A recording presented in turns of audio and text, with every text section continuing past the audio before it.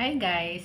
So, i-share ko sa inyo this morning kung ano yung murang paraan para mapagaling ang balat mula sa psoriasis, eczema, and rosacea. Okay.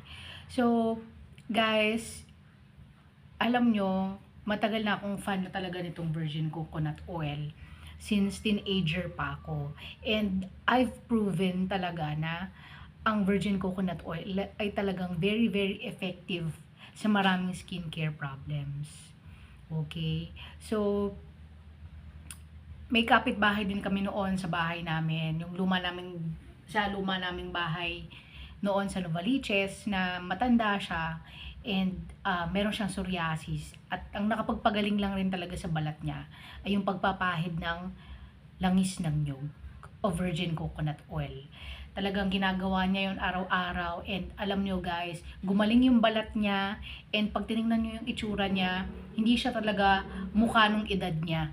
Talagang mukha siyang mas bata kumpara talaga sa edad niya. And for a senior citizen guys, talagang masasabi ko na alaga yung kanyang balat dahil sa paggamit niya ng virgin coconut oil. And alam nyo guys, eventually, naging business niya rin yung pagbebenta ng virgin coconut oil. Naging distributor siya ng isang brand ng virgin coconut oil doon sa amin noon.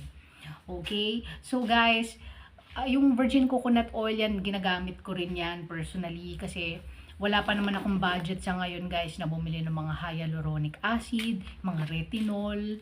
And naisip ko rin guys, even if the time comes na magkaroon na ako ng extra budget for hyaluronic acid and retinol, naisip ko rin guys, 'di ba, yung wag mag-start ng isang bagay na hindi ko kayang i-maintain. Like, syempre kung may kamahalan yung mga product na yon, eh kailangan mong i-maintain yon. And syempre hindi naman natin masasabi kung kailan tayo magkakaroon ng problema rin sa budget. So ang naisip ko rin, maganda na lang na mag-start ng something na kaya natin sa simula pa lang para naman maituloy-tuloy natin at hindi yun matigil in the middle of or in the midst of using the product.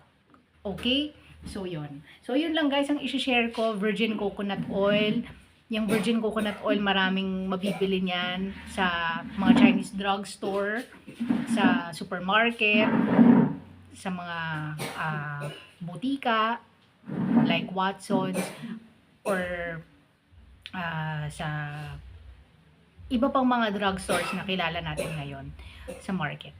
Okay? So, yun lang guys. Thank you very much for watching this video. Please like, subscribe sa channel natin na marami pa tayong mga videos na magawa rin para sa mga PWDs. Okay? So, thank you. God bless you. Bye-bye.